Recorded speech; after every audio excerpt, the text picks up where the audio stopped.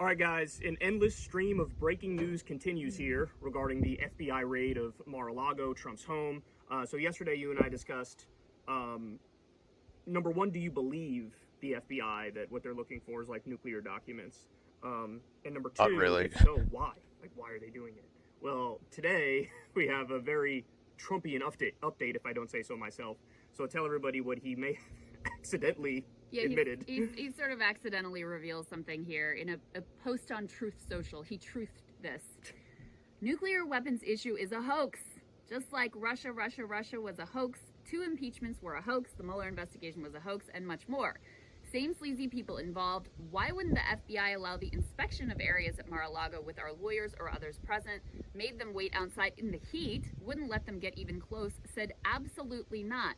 Planting information, anyone? Reminds me of a Christopher Steele dossier. So he sort of suggests here that if there is bad information that comes out, that it must have been planted by the FBI, which is a sort of admission. So let me just say real quick before I touch on that comment. Yeah. He is right about half this shit. Like, he's right that this Steele dossier was bullshit. It came directly from the Hillary Clinton campaign, and they acted like it was factual when it indeed was not factual. Yeah. Right? He said the Russia thing, everybody knows I was a strong critic of Russia, the Russiagate thing all along, because it just seemed like a weak case to me. You know, the idea, there was a P-tape or whatever. There was never any evidence for that whatsoever.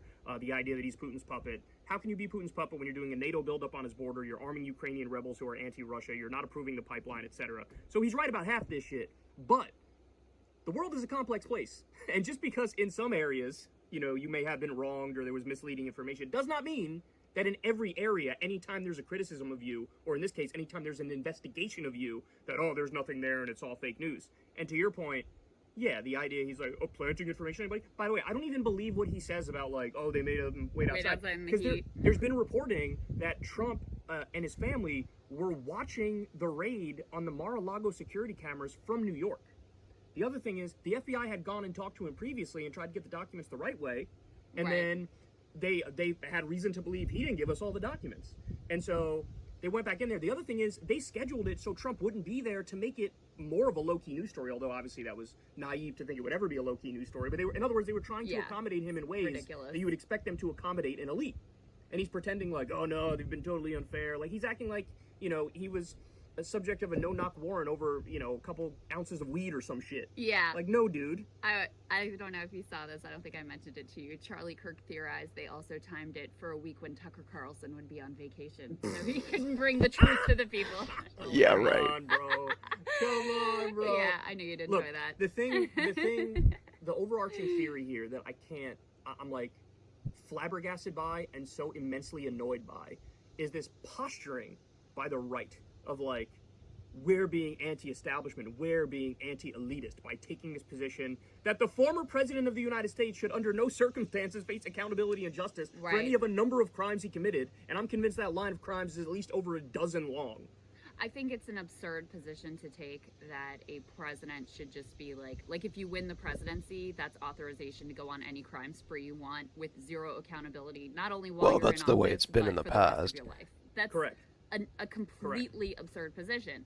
And that's the turf that they've staked out, because they can't possibly know the details of what he's being investigated for, what they went in to get, what the theory of the case, what the, you know, evidence is that they presented to a judge. They don't know.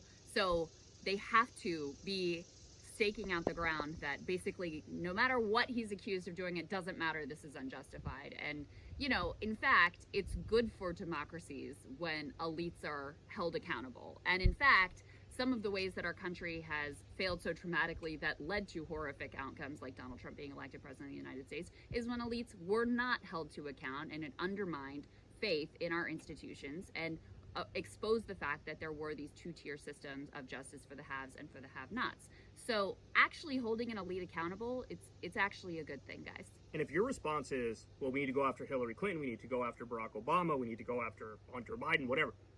Based. Yeah. Sign me up. Sure. I'm down. But do not use that as an excuse to not go after Donald Trump, because the old story is, everybody knows this, they got Al Capone on tax evasion. That is obviously a bigger deal than tax evasion, but my point is, even if at the end of the day, all you get Trump on is like, just for example, witness tampering with the January 6th committee witnesses, I'd be fine with that. I would like that. I would support that. So, and we'll get to another story later. But there was one more piece of this I was going to ask you about. Well, one thing I was going to add to the mix here in terms of things we've learned is there's very strong speculation that the informant in his orbit, the rat in his orbit, is actually a Secret Service agent because of the level of specificity of knowledge of. So there's strong speculation that it might be a Secret Service agent that's informing on him. Tell us the thing about people in Trump's orbit warning certain people. Yes. So there was this very interesting line in a New York Times article that was basically like, some Trump aides are warning top Republicans to stop their criticism of the FBI and basically wait because more damaging information might come out. Here I have Trump aides. Yes. People inside Trump's inner circle are like, hey, dog, don't go too hard defending him because you don't even know what's about to come out, son, and I might know. Yes. And then, lo and behold, this morning, the House Freedom Caucus, I think it was supposed to give a press conference about all of this at 9 a.m., and they canceled it. They canceled it because they're fucking face planting if they go hard defending this maniac. Maybe. So, anyway, I mean, look, quite an update, and I'd like it if we could stop doing 80,000 breaking news videos, but we got to stay on top of it. Yeah. None of this matters. Trumpy's never going to go down. Even if he does, Brandon will just pardon him and say we've got to move forward and not move back. Yeah, this in all these red teamers that thinks that this is anti-red team, no, this helps the red team and hurts the blue team. Trumpy the Clown being on the ballot helps the blue team. So, yeah. This is the opposite of Roe v. Wade getting overturned. I don't know. We'll have to wait and see what happens.